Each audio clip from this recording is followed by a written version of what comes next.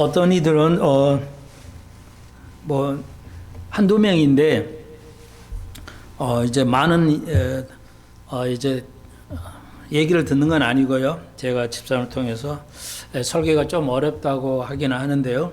성경을 그대로 가리키고 한 절 한 절을 배우기 때문에 강해 설교로 가기 때문에 아마 분명히 그럴 겁니다. 그런데 오늘 여러분은 좀 해당이 안 되겠지만 오늘 인터넷에서 우리 교인이 아닌 분이 들을 때는 좀 어려울 수 있습니다. 그것은 제가 그런 분을 참고로 말씀을 드리면 좀 좋지는 않지만 성경을 너무 모르기 때문에 성경 전체를 배우는 설교에서는 알아듣기가 굉장히 어려울 수 있다. 전체 문맥을 고려해서 성경 전체를 보면서 이해해야 되는데 오늘날 설교들은 흥미본유로 감정주의로 감동이 있으면 넘치니까 좋은 예배라고 착각하게 되는데요. 그렇지 않습니다. 그러니까 성경에서는 바울의 서신서로서 감정에 치우치지 않아야 된다. 성경을 말하고 있습니다. 여러분의 눈에는 잘 들어오지 않은 성경일 수 있겠는데 그렇습니다. 아주 좋은 교훈이 있고 감동이 넘치고 그게 좋은 설교, 좋은 예배일 것 같지만 그렇지 않습니다. 하나님을 알아가는 것이 중요하지 우리가 감정으로 좋은 음악을 많이 틀어서 좋은 감정을 일으키는 것이 아니라는 것. 그건 변화가 아니고 내가 새 사람이 되고 오늘 제목처럼 성숙해 가는 교회가 돼야 진짜지 예배를 통해서 그리스도를 만나고 그리스도의 음성을 듣고 성숙해져야 되는 것이지 좋은 이야기 듣고 좋은 교훈 듣고 그리고 감정으로 내가 은혜를 받았다. 우리는 감정을 받으면 굉장히 이해하는 은혜 받은 것처럼 이해합니다. 은혜에는 그런 거 없습니다. 성령의 이제 성령의 충만하면은 감정이라는 게 없어요. 감정은 뭐냐? 내가 그걸 하나님 말씀은 여기에도 있지만 데살로니가 전서 2장 13절에 있는데요. 내가 하나님의 말씀을 받을 때 이건 지적으로 받았다는 뜻입니다. 지적으로 이게 원어의 의미가 그래요. 우리말은 이런 게 없지만 성경의 원어, 특히 영어 이런 데는 우리나라도 의미가 전혀 없는 건 아니지만 써져 있지 않은 의미들이 있어요. 영어에서는 써져 있지 않은 의미들. 그래서 이제 영어가 좀 어렵다는 것입니다. 이제 언어 자체가 그래서 조금 쓰기가 그렇긴 한데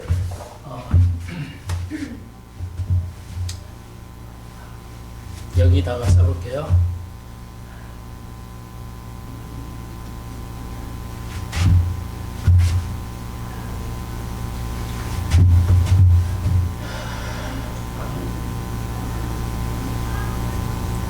뭐 이런 영어가 있다. 있다고 해봅시다. 미국 사람, 한국 사람이요. 한국 사람이면 I want you to be like God. 뭐 이렇게 읽겠지만 영어 미국 사람이면 굉장히 빨리 읽을 수 있습니다. I want you to be God. I want you to be like God. 이렇게 빨리 읽을 수 있어요. 영어는 이렇게 빨리 읽습니다, 보통. I want you to be like God. 나는 네가 하나님 같이 되기는 그런 성품을 가지기를 원해. 이런 말인데,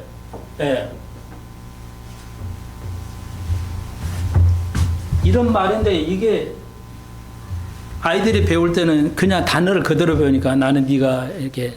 근데 이게 이렇게 쓰면은 안 됩니다.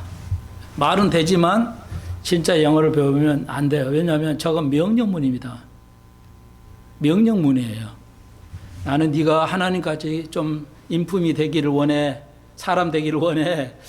이 말인데 이걸 그대로 하면 그런데 이건 명령문이에요. 글에는 없지만 그렇게 씁니다. 그래서 어렵다는 거죠. 참고적으로요. 그래서 이제 여기다가 이렇게 붙입니다. 이렇게 릴리라는 거. 그러면은 이 말이 되는 겁니다. 정말 나는 네가 참 하나님같이 좋은 성품을 가지기를 좀 바래. 이럴 때는 이 단어를 쓸 때 이게 있는 단어하고 없는 단어의 차이인데요. 같은 단어에도 영어는 단어 안에 어떤 의미가 있어요. 그걸 모르면 이제 그 영어를 배우는데 굉장히 그 같은 시험을 볼 때 뭐 수능이나 편입시험 볼 때는 고통을 당합니다. 여기 데살로니가 2장 13절에 원어가 그렇게 되어 있어요. 너희가 하나님의 말씀을 받을 때 이건 지적으로 받아야 된다는 뜻입니다. 원어의 의미가요. 그러니까 지식적으로 저게 저런 의미를 가지고 있구나. 지식적으로 받아들여서 사람의 말로 아니야. 그 목사가 전파하는 말로 아니고 하나님의 말씀으로 받았다. 여기서 똑같은 말이죠. 그래서 받았다는 것은 감정적인 거예요. 그러니까 느낌이에요. 그러니까 여기서 우리가 사용하는 감정은 막 흥분이 되고 뭐 좋았다 이런 말이 아니고 하나님의 말씀을 내가 마음으로 내가 받아들이겠다. 내 감정으로 부닥치지 아니한다. 내 마음에서 부닥치지 아니한다. 그러니까 그걸 하나님의 말씀을 그대로 받아들였다. 사도들이 하는 말이지만 하나님의 말씀으로 내 마음에서 내 감정이 이렇게 받아들인 거 그런 의미로 써야 되는 것이지. 하나님의 말씀을 지적으로 이해하고 그것이 그런 논리적으로 이해하고 그걸 내가 마음에서 받아들이냐 내 정서가 받아들이냐 안 받아들이냐는 또 별건데 그걸 내가 받아들여야 돼요. 그러니까 이걸 구분을 해야 돼요. 예배는 감정적이다. 또 감정이 이런 거 굉장히 위험합니다. 한국 사람들은.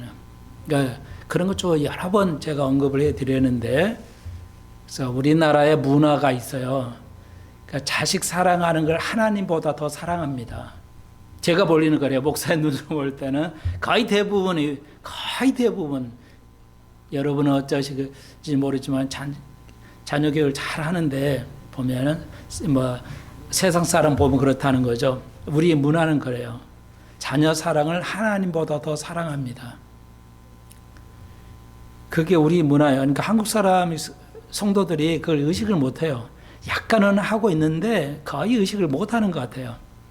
생각은 좀 아는데 내 마음에서가 그러니까 지식적으로는 좀 알아.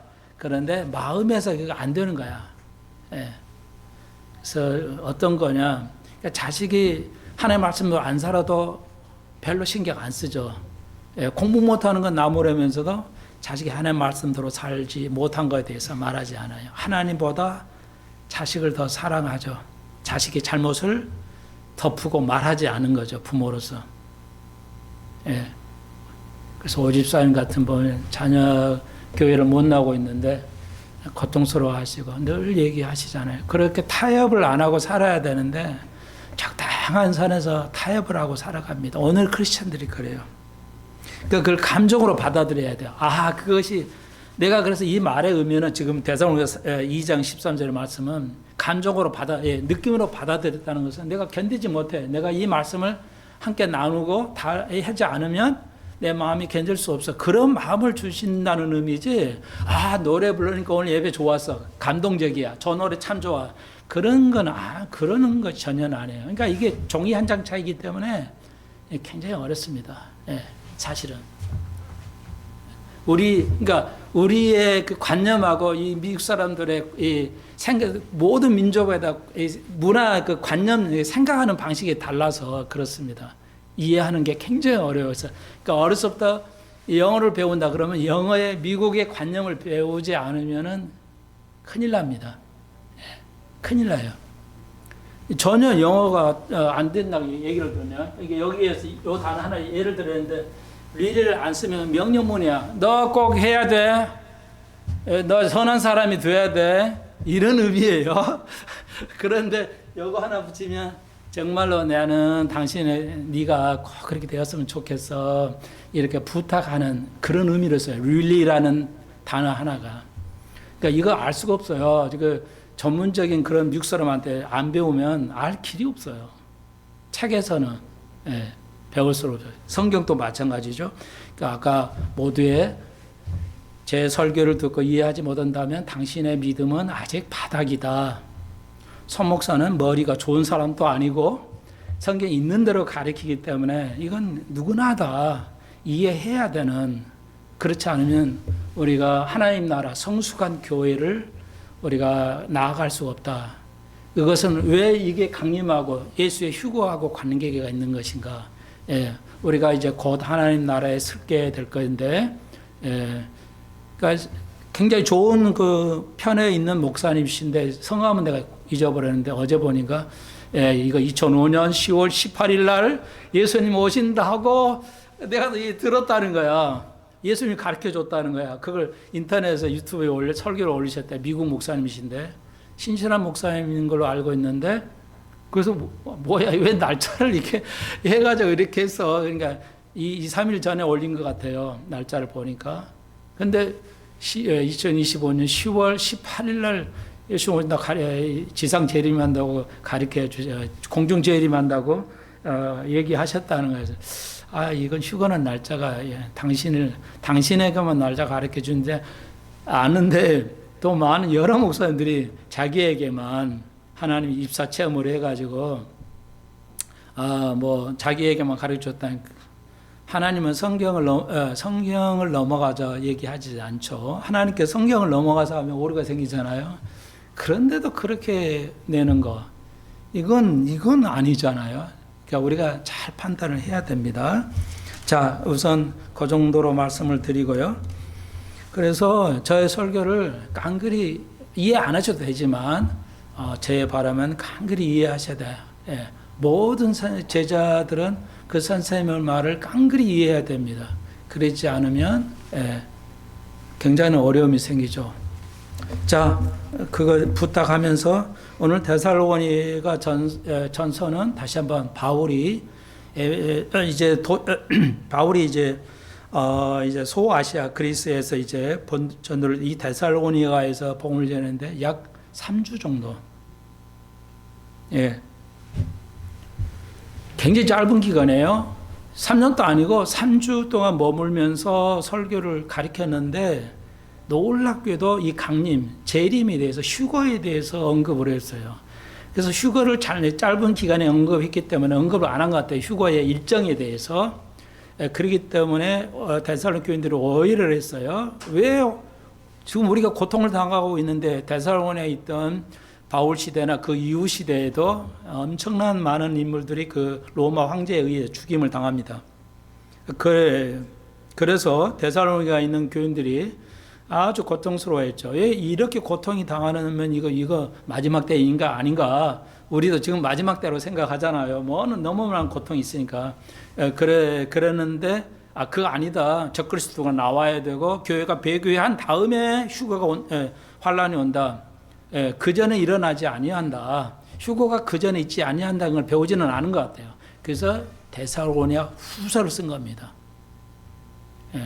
그래서 전후서가 이렇게 있다는 거 여러분이 좀 유념하시면서 그러나 이 놀랍게 3주 만에 재림에 대해서 재림을 정확하게 논의했다는 거 그리고 데살로니가 교인들이 그걸 이해하고 받아들이고 있다는 거 충분하지는 않지만 그래서 바울이 여기 2장에서 충분하지 않다고 지금 이제 그 3장에서 아직 믿음이 좀 부족하다고 이야기를 하고 있습니다. 그래서 아직 다 배우지는 못했다.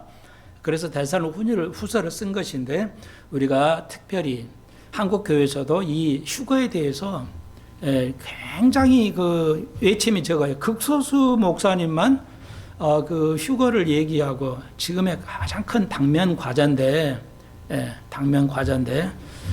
그래서 좀 모르신 분을 위해서 조금 그 파노라마만 일정만 좀 그림을 한 번 더 그려드릴게요. 그래서 십자가 예수님이 2000년 전에 십자가 2000년 전이죠. 그래서 있고요. 그 다음에 지금 2000년 때니까 이렇게 봅시다. 그리고 이제 교회 시대가 있고요.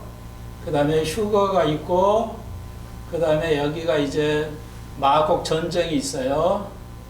그것은 러시아하고 이란하고 이제 또 여러 나라가 있는데 여러 나라하고 이제 이스라엘하고 싸우게 되죠. 이게 있어요. 그걸 마곡 전쟁이라고 해요. 그리고 이제 세월이 흘러서 이제 그 다음에 이렇게 해야 되는데, 그 다음에 여기가 이제 7년 환란이 오죠. 그리고 이제 여긴 천년이 이제 오게 되는 거, 이렇게 스케줄이 돼 있어요. 다시 한번 해요. 예수님, 잘 보시나 모르겠는데 2000년 동안, 2000년이 좀 넘지만요, 교회 시대, 이방인의 시대, 그리고 이쪽은 48년 이스라엘이 독립했기 때문에 지금 교회 시대가 거의 끝나가고 있어요. 그리고 이제 이스라엘의 시대, 이방인의 시대, 교회 시대가 끝나가고 있고요. 그리고 그 다음에 이제 휴거가 있고, 그 다음에 마곡 전쟁이 있어요. 이제 마곡, 이스라엘, 러시아하고 이란과 여러 나라가 협력해서 이스라엘 쳐들어오는 거예요. 그걸 마곡 전쟁이라고 그래요. 근데 마곡 전쟁은 에스겔 38장에서 아주 이스라엘 평화로울 때 오예요. 그러니까 평화가 있어야 된다는 겁니다. 그러면 마태복음 24장은 헷갈려요. 마태복음 24장은 이 환란이 이제 재앙의 시작이라고 그러는데, 또 에스겔 38장은 이스라엘이 세계 평화, 이스라엘의 평화는 세계 평화를 의미하고, 세계 평화가 오지 않은, 이스라엘 평화가 없으면 세계 평화 오지 않잖아요. 이스라엘 평화로 오면 세계 평화 오잖아요. 모든 게 안정되니까. 그러니까 이스라엘 스스로는 작은 나라에서 스스로 아랍권을 싸워 평화를 유지할 수 없어요. 강력한 평화는 강력한 힘이 있을 때만 평화가 이루어지잖아요. 그러잖아요. 서로가 비슷비슷한 힘이 있으면 그 평화가 이루어질 수 없잖아요. 한쪽이 강해야죠. 평화를 유지하려면 한쪽이 강해야 돼요. 패권이 있어야 된단 말이죠. 그러니까 그 상식이 있잖아요. 그래서 이스라엘의 평화는 작은 나라로서 힘을 가질 수가 없어요. 그래서 평화를 가져올 수가 없죠. 이스라엘이 약한데 어떻게 평화를 가져올 수 있어요? 대한민국이 중국과 북한보다 훨씬 힘이 강해야, 경제적으로 강해야 뭐 평화가 오지, 비슷비슷하니까 싸움만 하려고 그러잖아요. 너무 힘 차이가 세면 평화가 유지되잖아요. 그게 놀란 거죠. 곧 힘이, 경제적 힘이 평화라는 거 우리가 상식으로 알고 있잖아요. 그래서 우리가 이스라엘이 평화를 가져올 때 마곡 전쟁이 와요. 그렇다고 하면은 이스라엘 스스로 평화로울 수는 없죠. 나라가 작은데 무슨 힘이 있겠어요. 땅이 작은 나라가 힘이 생길 수가 없어요. 그런데 이스라엘이 힘이 있다고 하나님이 역사하시는 거고요. 그 다음에 대한민국이 이 땅이 작고 자원도 없는데 왜 이렇게 그래도 이 힘이 그렇고 이렇게 상당히 잘 사냐? 그거 하나님 은혜예요. 다른 은혜, 다른 거 볼 수 없어요. 불교 500년, 1000년 사이에 불교가 이 나라를 성장할 수 없었어요. 유교 안 됐잖아요. 그러니까 불교의 나라고 우리가 몇 천 년 불교의 나라에서는 뭐예요? 나라가 보릿고개밖에 없었잖아요. 우리가 그냥 100년이 넘으면 기독교가 들어와서 이렇게 변화가 있다는 건 다 세상 사람이 이해하는 거잖아요. 그러니까 우리나라도 이제 그런 하나님의 축복 하에서 이렇게 있다는 거. 미국이나 이런 데는, 사우디나 이런 데는 기름 나고 땅이 넓으니까 잘 산다. 이건 그냥 그러려니 할 수 있지만요. 이스라엘과 한국은 비슷한데 그런 거에서 평화가 있으려면 이 작은 나라 가지고 힘을 길러서 세계에 지배할 수는 없어요. 작은 나라가 세상 큰 나라를 지배하는데 이건 있을 수가 없잖아요. 그런 애도 없고요. 그럼 누군가 패권인 미국이 이제 이스라엘을 도와주기 때문에 전쟁 때 지금도 전쟁을 하는 겁니다. 미국이 안 도와주면 이스라엘 할 수가 없어요. 그래서 이스라엘 나타냐후 수상하고 미국 트럼프 대통령이 이스라엘에 갔잖아요. 얼마 전에 휴전 딱 평화 협정해가지고 그때 놀라운 얘기를 하잖아요. 트럼프가 그러죠. 자기도 모르는 미국의 무기를 네타냐후가 달라고 했다는 거야. 그런 의회 가서 그런 말 했잖아요. 그러니까 네타냐후가 미국에 있는 무기 그거 좀 도와줘야 됩니다. 도와주세요. 그거 좀 달라고 했잖아요. 이게 전쟁하려니까. 그러니까 트럼프가 나도 모르는 무기를 네가 알아가지고 나에게 달라고 그래서 줬다는 거잖아요. 그 정도로 지금 이스라엘이 정보도 좋은데 도와줘요. 이 미국이 힘 있는 나라가 미국이 한국도 안 도와주면 어떻게 되겠어요? 상대를 할 수가 없죠. 우리가 미국이 안 도와주면 큰 나라가 안 도와주면 우리가 행전할 수가 없잖아요. 그런 거예요. 그래서 제 생각이에요. 제 추측은 이스라엘의 평화가 와야 그 다음에 어느 기간이 지나고 느닷없이 긴장이 모든 세계 긴장이 풀어질 때 그때 이제 러시아하고 이란이 주도가 돼서 이제 이스라엘을 쳐들어올 것이다. 그러니까 약간의 그 평화로운 경제적으로 굉장히 좋은 시대가 와야 되지 않냐. 그게 제 생각이고, 이거 굉장히 중요합니다, 지금. 그래서 지금 요거 이제 2약 나왔으니까요. 지금까지 거의 말씀 안 드려도 몇 달 전에, 그리고 몇 년 전에 제가 여러분에게 교회는 세상에 이 땅을 살아가려면 모든 그 비전을 보여줘야 하잖아요. 방향성을 제시해야 하잖아요. 세상의 모든, 그래서 목사가 어려운 거예요. 이래라 저래라 하면은 또 의견이 안 맞으면 의견을 받아들인데, 이게 금방 대살리 교회 있죠. 하나님의 말씀으로 받아들이면 좋은데, 여러분은 다 받아들이고 있어서 내가 목회를 편하게 하고 있는데, 아무튼요, 이렇게 가르치게 되면 아닌데, 잃어버리면 제가 참 어렵죠. 모든 양떼들이 풍족한 삶을 누리기를 모든 목사는 소망하는데 말이죠. 그래서 그 비전을 알려드릴 거, 얼마 전에 이제 금 투자를 하십시오. 그건 금은 안전자산이기 때문에, 젊은이들은 혹시 제가 설명 안 해도 알겠지만, 그래도 이제 중년 또 노년기에 우리가 80이 넘게 살아가야 되고, 90까지도 살아가야 되기 때문에 수십 년을 아직도 늙어서라도 퇴직해서라도 살아가야 되기 때문에 50 후반이면 무조건 퇴직이잖아요. 여러분 알다 50 중반만 되면 무조건 퇴직이잖아요. 그러니까 퇴직을 해야 돼요, 상황에. 그러면 앞으로 80, 50년 사도 40년 이상을 살아가야 되는데 직장도 없이 살아가야죠. 그러니까 우리 세대, 제 세대가 젊었을 때는 아무 모르고 살았잖아요. 근데 이게 이제 은퇴 세대가 되니까 우리 제 세대를 생각해 보면 어떻게 살아가야 되냐. 정부에서 주는 것도 그거 그냥 별거 얼마 안 되고 살아갈 수 없죠. 일하는데 일을 될지도. 지금 젊은이들도 반은 취직을 못하고 있어요. 대학 나와서 반이 지금 취직을 못하고 있습니다. 엄청난 그런 시대예요. 왜 이러냐.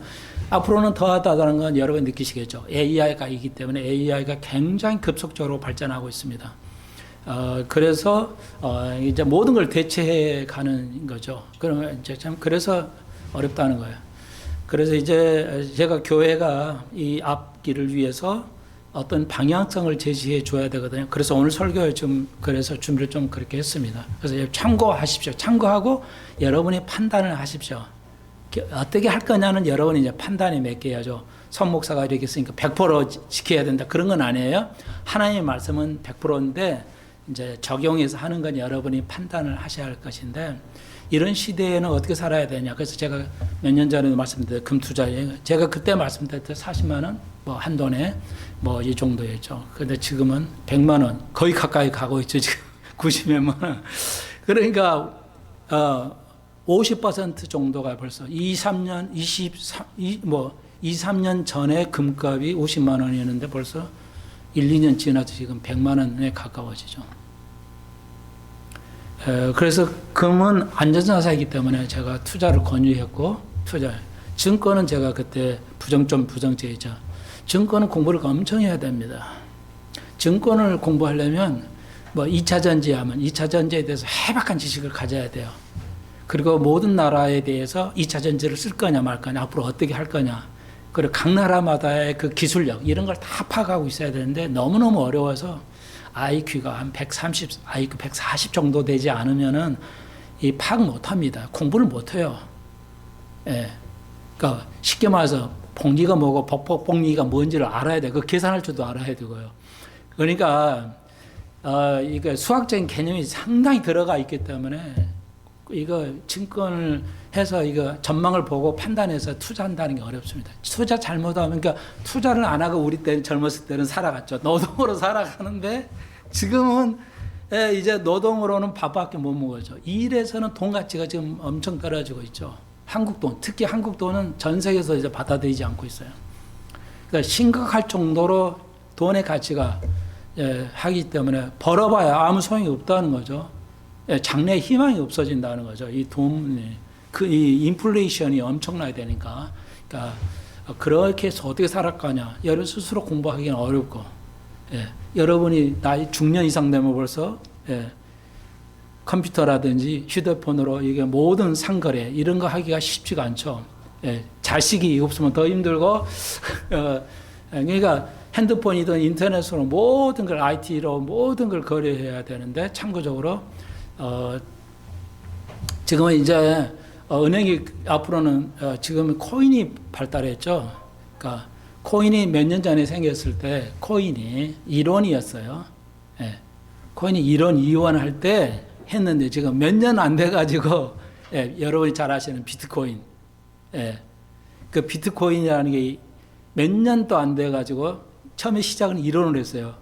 정부가 인정을 안 해주니까 그냥 국민끼리 그냥 1원부터 시작하자 이거 화폐로 인정을 하니까 그래 1원부터 시작하자 했죠. 근데 지금 비트코인 하나가 여러분 알다시피 1억 7천만 원이에요. 우리나라 돈으로 비트코인 하나에 1억 7천이란 말이에요. 그러면 1억 7천 배가 늘었어요.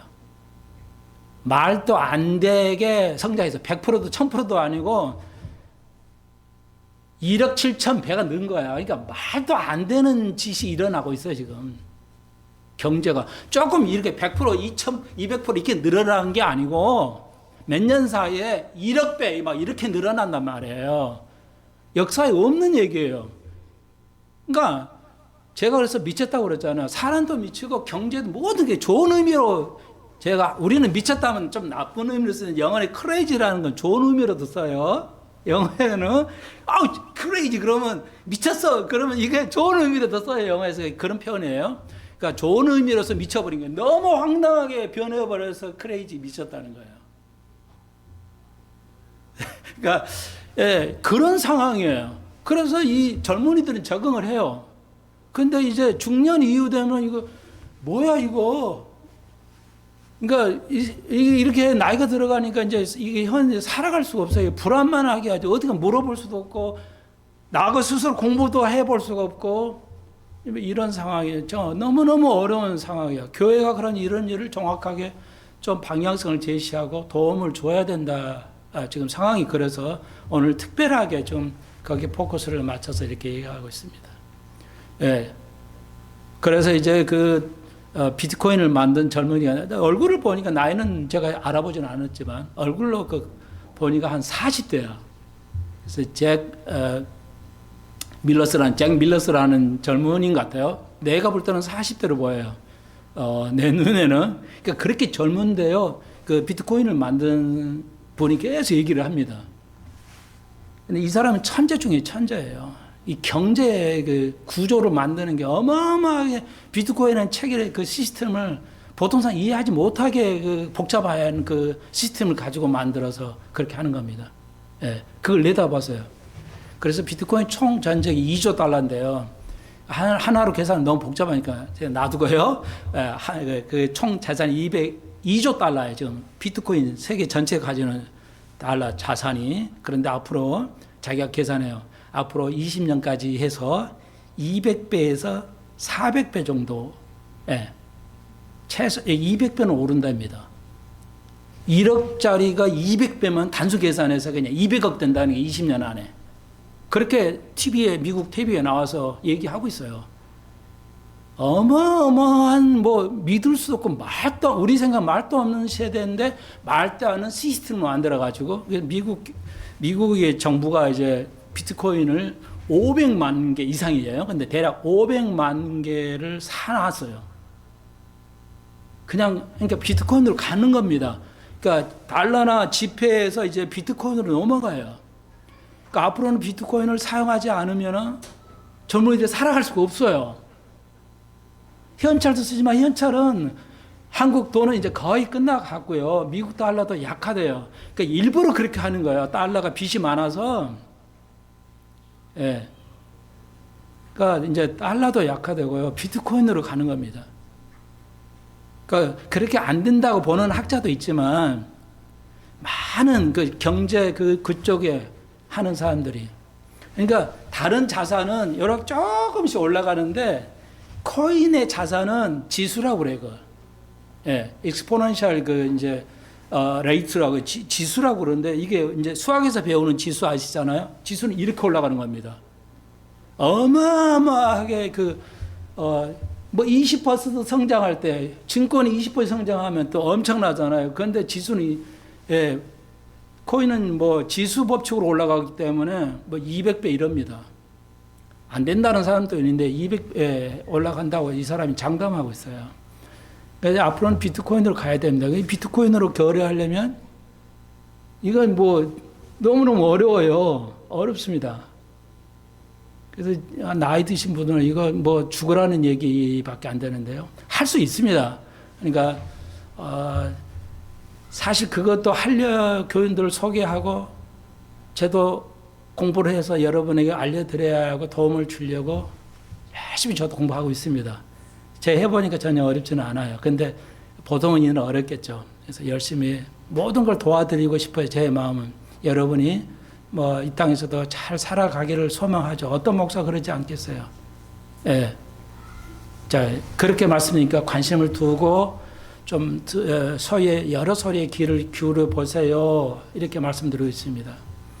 그 다음에 이제 주식은 계산하기 너무 어렵습니다. 주식을 꼭 그러나 투자하실 분은 한국 주식은 삼성도 사지 마시고 미국 주식 다 살 수 있어요. 지금은 다 해줍니다.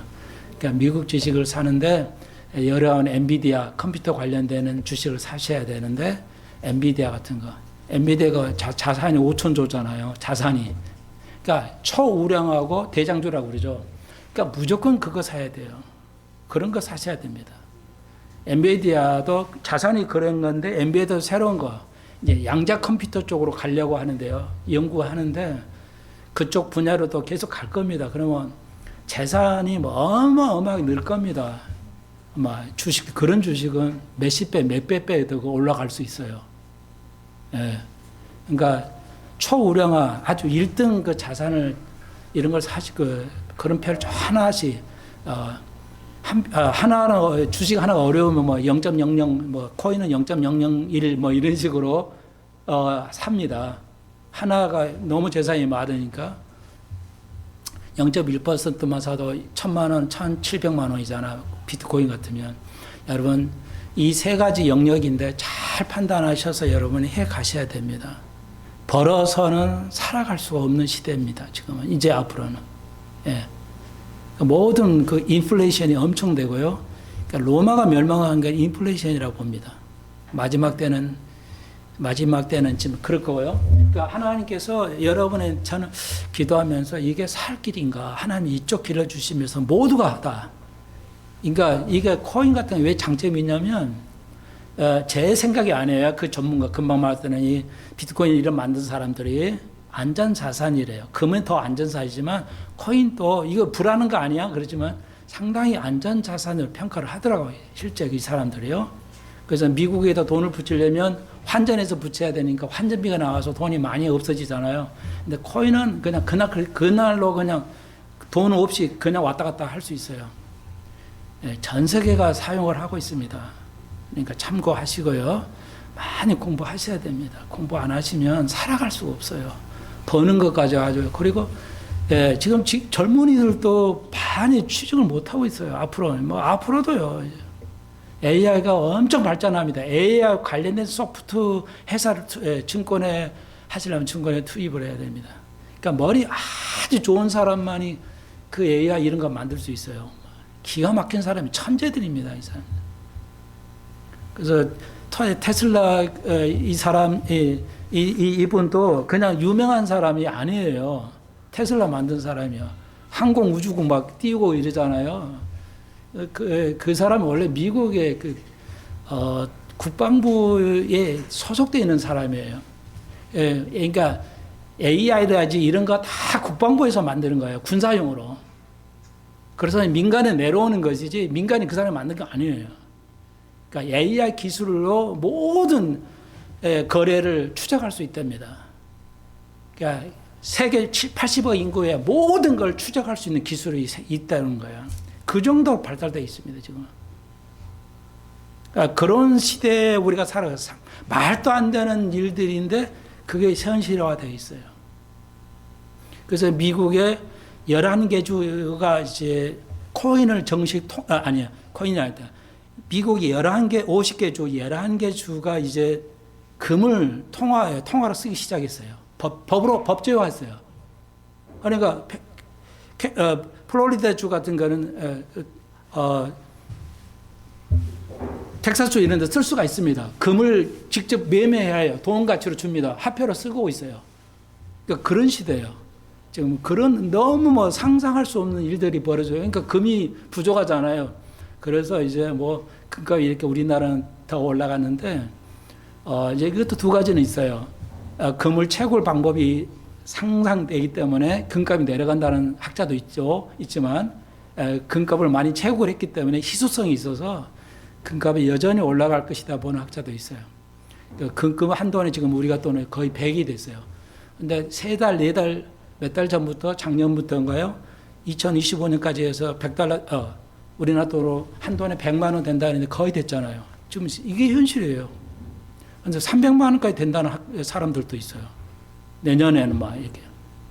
그러니까 상상할 수 없는데 이루어졌어요, 지금. 말도 안 되는데, 다시 한 번요. 코인이 뭐 수만 가지잖아요. 비트코인이 지금 모든 나라가 지금 쓰고 이제 그거 활용하고 있어요. 현실화되는 화폐 가치로 인정을 받고 있어요. 그렇기 때문에 여러분이 잘 이거 제가 방향성을 알려드렸으니까 이런 그 투자를 정확하게 하시는 법을 좀 안정 있게 하시는 거 조금씩 이렇게 여유 있는 것을 해서 투자를 계속 해 가셔야 해요. 집 팔아면서 투자하는 사람 이런 거 말고요. 그렇게 하지 마시고 이렇게 하시면 하나님께서 없는 사람에게도 살 수 있도록 하시는 그 평화가 가져오지 않냐. 나는 그렇게 지금 보고 있어요. 상황을 보고 있어요.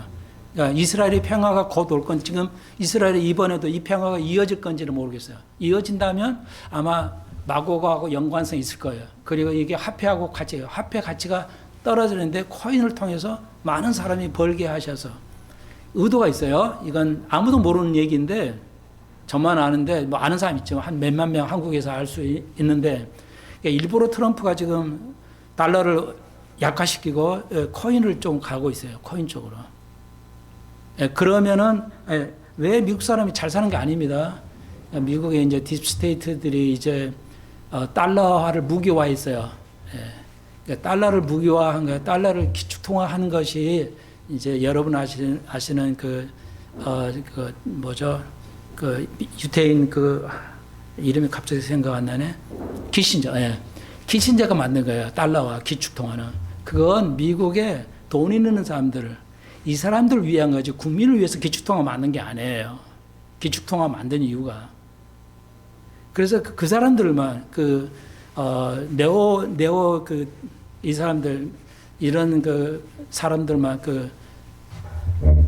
돈을 버는 거지 미국 국민들이 수입을 잘 벌려고 하는 것이 아니었어요. 미국 사람들 굉장히 어렵게 삽니다. 지금 실제입니다. 1억 벌어가지고 미국 못 살아요. 지금 미국에서는 1억 벌어도 햄버거 하나에 3만 원이에요. 지금 뭐 상황이 뭐 너무너무 말도 안 되는 짓들이 일어나고 있어요.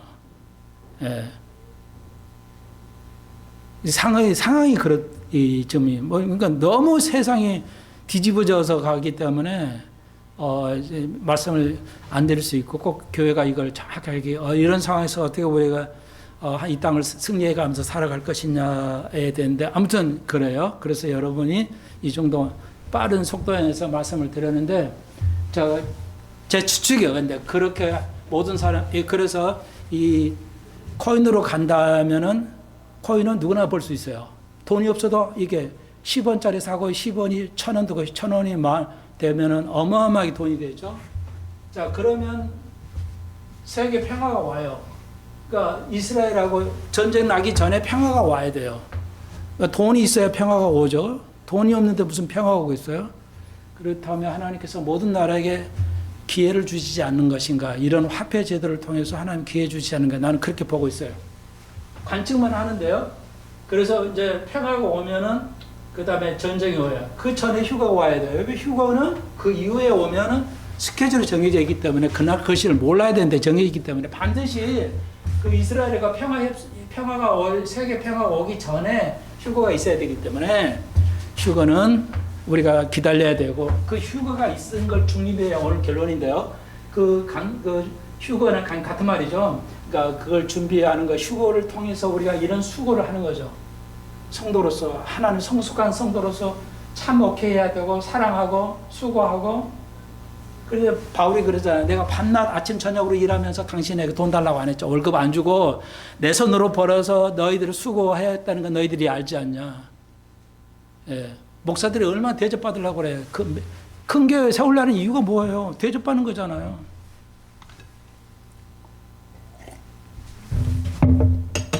제가 그래서 내가 평생 여러 번 목회할 때 제가 11조 얘기 안 하잖아요. 예. 말라기 설교하지 않은 한은 돈 얘기 안 하잖아요. 네, 바울이 그 말하고 있고요. 본이 되었다. 모든 것에 본이 되어 있잖아요. 남편은 아내 본이고 아내는 남편. 간단해요. 아내가 물어요. 당신 나를 인정해? 남편에서 물어보세요. 좀 제발 좀. 아내도 내가 당신의 사랑만 얘기하시고 남편을 아내에게 물어봐야지. 당신 나를 좀 존경해? 인정해? 이렇게 좀 물어보세요. 물어보고서 하나요? 우리는 우리 세대까지는 좀 창피하잖아요. 그래서 뭐 물어봐요. 당연히 사랑하지 그런 걸 말해.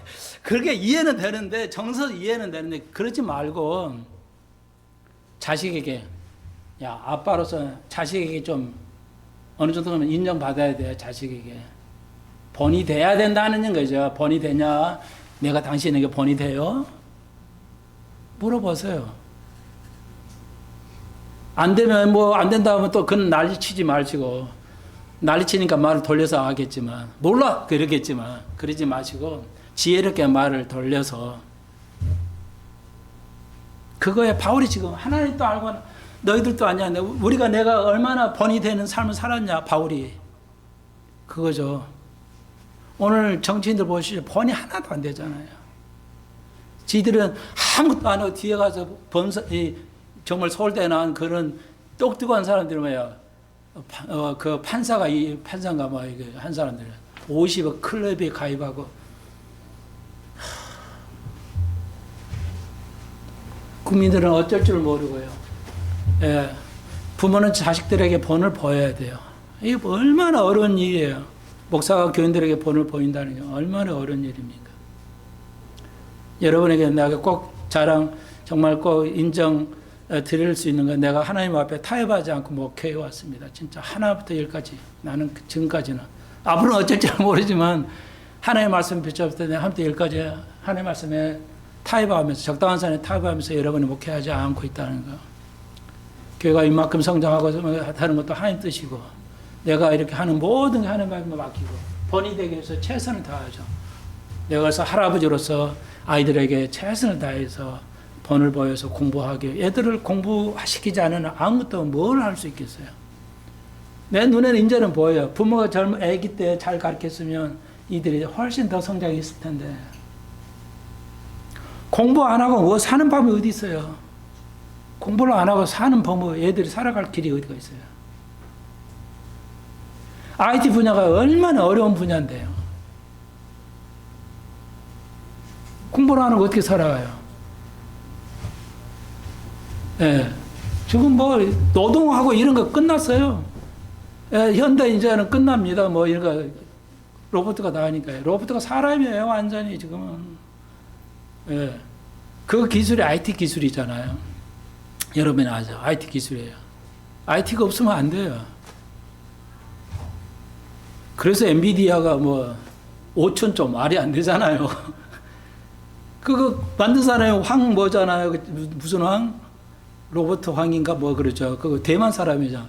대만의 그 젊은이를 아기 때 어렸을 때 조기 유학 보냈어요. 미국으로. 대만 사람이야. 그 엔비디아 그 CEO가. 그런데 미국으로 어렸을 때 보내가지고 미국에서 공부해가지고 키워서 미국에서 키워내니까 그 애가 대만에 살았던 거야. 벨볼즈로 평범한 사람이죠. 근데 미국 보내가지고 미국에서 커가지고 그 정도 아이들을 돈 한 푼 없는 아이들 내가지고 세계 최고의 부자잖아요. 미국이 이렇게 교육을 잘 시켜. 저도 이제 교육에 눈을 떴어요. 그러니까 아이들이 싫어하죠. 밥 먹는데 할아버지가 얘기하면 또 공부하면 그래도 나는 네 좋으라고 내가 안 한다. 네가 사람 좋으라고 사람 예를 비유 맞춰서 내가 얘기를 안 해요. 여러분 아이들 자식들 컸다고 말 못하고 난 지옥 보내기만 안 해도 여러분 잘 하시는 거예요. 자식들 그게 본이에요. 이끌어가고요. 또 하나님의 말씀대로 먹이는 거고요. 이런 게 뭐예요? 준비하는 거예요. 재림이 없이는, 휴가가 없이는 이런 걸 견딜 수가 없죠. 이렇게 하기 어렵죠. 그래서 하나님께서 사도들이 바울이 틀렸어요. 바울도 자기 시대에 예수님이 오실 거라 생각했어요. 사도들이 다 그렇게 생각했어요. 자기 시대에 살아있을 때 예수님이 부활하시고 이제 사도 요한이 내가 살아있을 때 오실 거라고 다 그렇게 생각했어요. 사도 시대. 하나님 얼른 갔다 금방 오시겠지. 그러니까 사도들이 다 휴가가 금방 올 줄 알았어요. 바울도 자기 시대에 올 줄 알았어요. 그래서 성경에 보면 자세히 읽어보십시오. 바울도 오해하고 있어요. 우리가 곧 휴가할 거라고 하잖아요. 곧 올 줄 알았어요. 바울도. 그러니까 바울이 틀렸네. 성경 틀린 거 아니야? 아니죠. 바울도 틀렸다고 성경은 말을 하는 겁니다. 근데 왜 2000년 됐는데 아직도 안 오시는 것인가? 나도 그거에 대한 질문을 해요. 하나님 앞에. 그런데 잘 생각해 봅시다. 청목사의 설교는, 청목사 생각하는 게 참 너무 멋있어요. 예. 왜 이렇게 속였냐, 하나님께서. 견뎌야 된다는 게. 휴거라는 걸 이 사람들이 없으면 그 죽음을 직전에 들고 살아가야 되는데 견딜 수 없다는 거죠. 그러니까 하나님께서 뭔가 희망이 있어야 하잖아요. 희망이 있어야 견디잖아요. 그러니까 계속 휴거라는 걸 의도적으로 나쁘게 할 일이 아니라 견딜 수 있도록 그가 일부러 속인 게 아니라 속일 수 있도록 속는 걸 허용했다는 거예요. 바울도 하나님이. 그러니까 우리도 마찬가지야. 저는 저 세대 때 분명히 올 거라 확신을 가지고 있지만 안 올 수도 있죠. 우리 아들들 세대에는 뭐 100% 온다고 봐야 되겠죠. 근데 내 세대도 분명히 올 거예요. 그렇게 나는 확신하고 있어요. 그렇게 살아야 이 땅에 살죠. 이 땅에 뭐 재미가 있어요. 무슨 소망이 있고 있어요. 나라 꼴 보면 좀 기가 막히잖아요. 상상도 할 수 없는 대한민국이 지금 이런 처지에 있어요.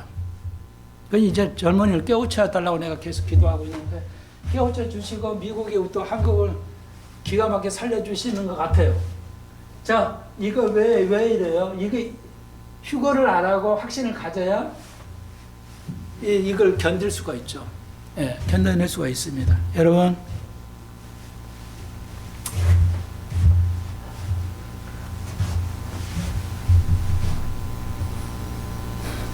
다시 한번 정리해 드리겠습니다. 바울이 말했어요. 내가 사람을 기쁘게 했겠냐, 하나님 기쁘게 했냐. 목사의 가장 어려운 게 뭐예요? 그냥 설교 시간을 적당하게 교인들의 수준에 맞춰서. 예. 선생이 가장 어려운 게 뭐예요? 학생이 요구하면 그 요구한 만큼을 그냥 하고 말아버리죠. 어떠한 일에서 내 일을 변화시키고 이렇게 해 나가야 되는데 그냥 적당한 해서 그러니까 네가 그걸 원해 그럼 내가 그거 해줄게. 이런 거. 선생에 의해서 아이들이 이끌어 가야 되는데 아이에 의해서 선생이 이끌려 가져요. 비극이죠. 예. 그래서 대한민국은 어린아이들에서 엄마 아빠들이 뭐야? 선행. 그리고 과학고 가야 되고 영재 교육을 봐야 된다는 그 환상과 그 중독에 빠져 있어요. 제 얘기가 아니에요. 전문가들이 그래요. 그거 해봤자 아무 소용없다 이게. 고1 가면서 다 4등급이야. 그렇게 했던 사람도. 돈 투자 그렇게 하거든. 목사가 제일 어려운 게 뭐야? 하나님 말씀을 가르치려는데 교인들이 안 받아줄 때. 바울이 지금 그거 얘기하는 거죠. 여러분도 그러죠? 잔식들이 말 안 들을 때 얼마나 고통스러워요. 근데 타협하죠. 점점. 에이, 그래. 내가 너무 힘드니까 타협해 가는 거죠. 그건 곧 죽음을 의미하죠. 끊임없이 그들을 사랑하고 수고하고 전도하고요. 예, 본이 되는 거. 다시 한번 기회를 꼭 물어보세요. 자식한테. 예. 아이들은 솔직한 게 충격 먹을 것 같다면 물어보지 마시고, 그리고 부부끼리 꼭 물어보세요. 예. 목사는 교인들에게, 정치인은 국민에게 정직하게 그 받아야 됩니다. 그게 선거죠. 예, 전 세계에는 선거가 지금 그 땡땡 선거로 했다는 거. 트럼프가 그리고 하고 싸우고 있잖아요. 우리가 하나님 앞에 인정받아야 돼요. 그러니까 목회자는 하나님 앞에 인정받아야 돼요. 그 굉장히 어렵습니다. 하나님 앞에 인정받아야 돼요. 손 목사한테 여러분 인정받으려 안 해도 돼요. 난 누구한테 하나님 앞에 인정받아야 돼요. 내가 볼 때는 거의 없어. 인정 못 받을 것 같아요.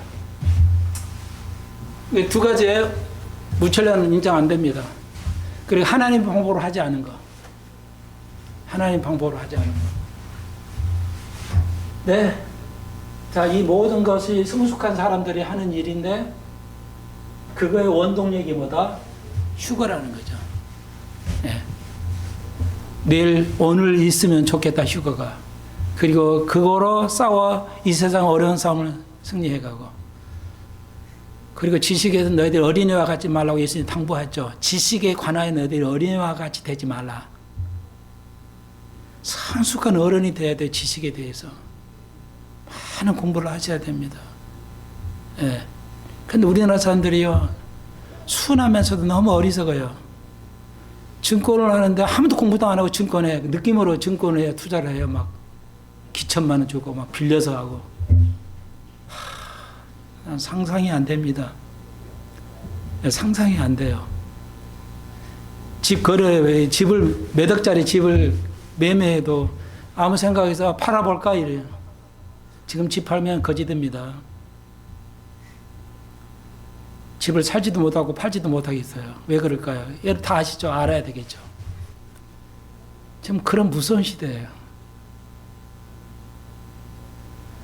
그리고 희망인데, 이건 이제 희망인데, 빨리 되기를 바라는데, 모든 병을 치료할 수 있는 기술이 있답니다. 6만 가지의 의료의 그 기술, 6만 가지의 그 기술이 있답니다. 트럼프는 이미 트럼프가 왜 저렇게 나이가 80이 넘었는데도 비행기 타고 몇 시간 모든 나라 달아다니까요. 메드베드라는 그 이름인데요. 모든 병, 암이고 뭐가 다 고칠 수 있는 그 기술이 있대요.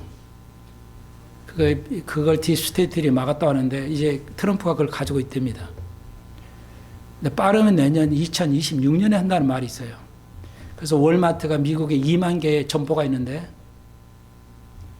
거기에다 메드베드를 하나씩 설치하면 2만 개를 설치되는데 한 대가 치료하는데 한 달이면 5만 명을 치료할 수 있답니다. 암 환자 완치입니다. 암 환자를 완치할 수 있는, 쉽게 말하면.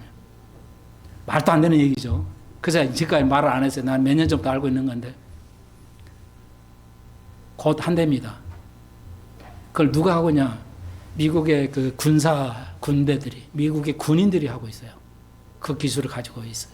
뺏어가지고 다 가지고 있답니다. 그러니까 평화가 오는 것 같아요. 그게 된다면은, 예, 무료로. 모든 나라에 허용됩니다. 근데 지금 치료를 하고 있는데, 미국 참전 용사부터 치료를 해주고 있다요. 팔이 없으면 팔이 나온답니다. 말도 안 되는 얘기인데, 그러니까 내가 말을 안 했는데, 여러분, 그러나 여러분 지식 있는 사람은 팔을 자라게 할 수 있는 기술, 그렇게 말이 일렉트로닉이라는 책이 있어요. 몇십 년 전에 의사가 찾아보십시오. 근거가 있습니다.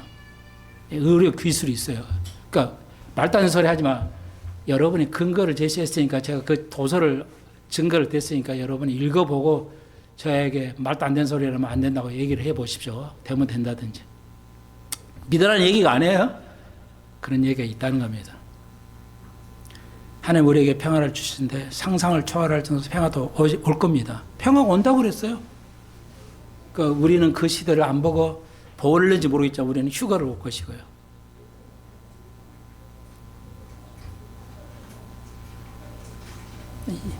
그러니까 비트코인이 일어날 때 아무도 미쳤냐 이랬거든요. 세상 사람이 다. 잭 밀러스한테 너 미쳤냐? 근데 지금은 미국 정부도 인정하고 세계 정부 이런 여러분 코인 하나 못 사요. 비싸서 1억 7천만 원이에요. 코인 하나. 미쳤잖아요, 진짜. 지금 우리는 그런 시대에 살아갑니다. 그러니까 완전히 다른 세대를 우리가 인식하지 않으면 앞으로 이해할 수 없어요. 하나님이 그런 세대로 이끌어가고 있습니다. 지금 하나님께서. 오늘 이 정도만 해드릴게요. 기도드립시다. 주님,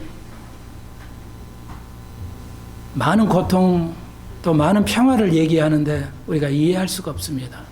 오늘의 현상은 정치, 경제적, 사회, 종교적으로 이해할 수 없는, 우리의 이해를 한계를 넘어가 있는, 초월되어 있는 세상을 우리가 살아가고 있습니다. 그러나 이 땅 우리가 살아가야 되는데 하나님 우리에게 지혜 주시고 복을 주셔서 이해하고 깨달아지고 보여지게 주께서 우리에게 알려주게 해 주옵소서. 이 땅을 보호하시고 우리의 후손을 보호하시며 우리 사랑하는 수편성들이 믿음을 지켜서 우리가 주 오시면 가까운 때를 우리가 깨어있게 하시고 이것을 믿어서 우리가 그리스도에 참여하는 그 놀라운 세대에 들어가는 참여하는 이들 되게 해 주옵소서. 우리 모두가 데살로니가 교회 같이 모두가 그날에 참여하는 백성들이 다 되게 해 주옵소서. 예수님의 이름으로 기도합니다. 아멘.